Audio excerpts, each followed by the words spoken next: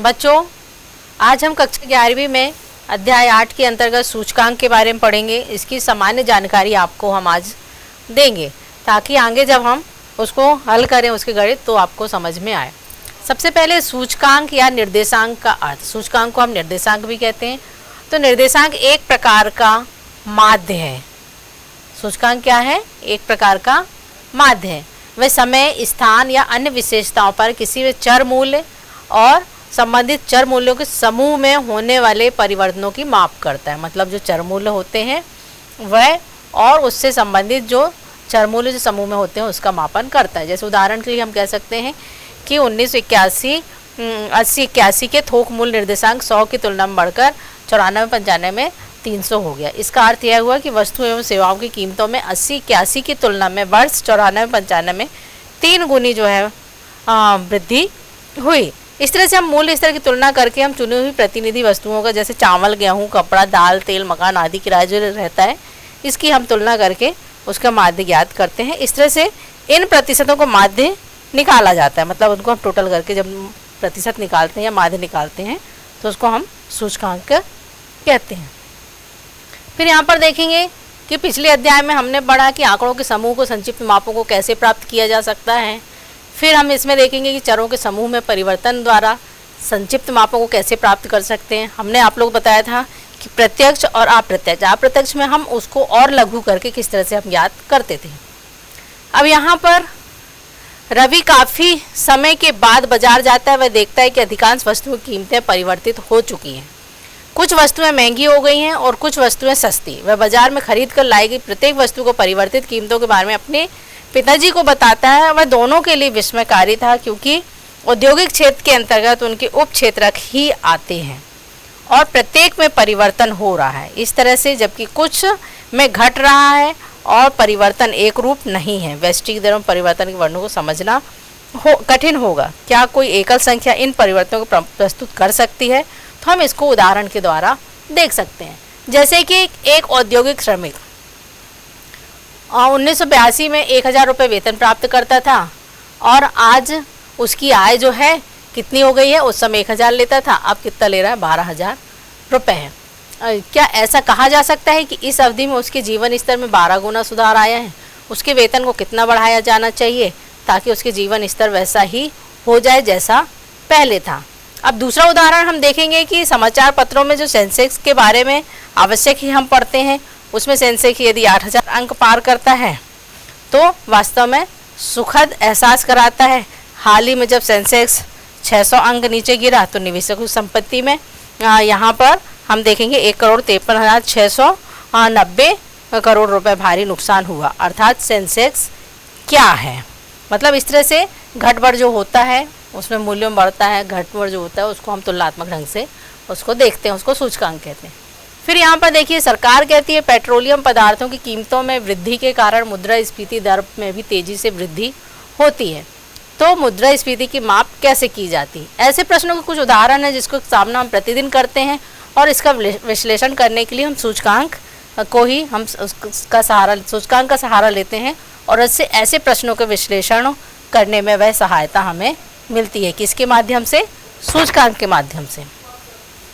फिर सूचकांक संबंधित चरों के समूह के परिणाम परिवर्तन मापने का एक सांख्यिकीय साधन है और इसमें जो होने वाले अनुपातों में सामान्य प्रवृत्ति के प्रतिनिधित्व करता है। साथ ही साथ यह संबंधित चरों के किसी समूह में औसत परिवर्तन की माप है जिसको कि तुलना समान वर्गों में की जा सकती है, जैसे व्यक्तियों, स्कूलों, अस्पताल आदि में।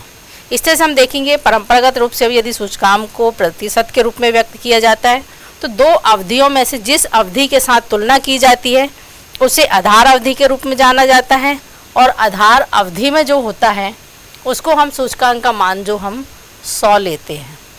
फिर उसके बाद यदि हम जानना चाहते हैं कि 1990 के स्तर से 2005 में कीमतों में कितना परिवर्तन हुआ, तब 1990 को आधार वर्ष बन जाता है और उसकी अवधि को हम अनुपात में होता है। इस तरह से उसे 250 का सूचकांक यह इंगित करता है कि मूल्य आधार अवधि के मान का 2.5 गुना है।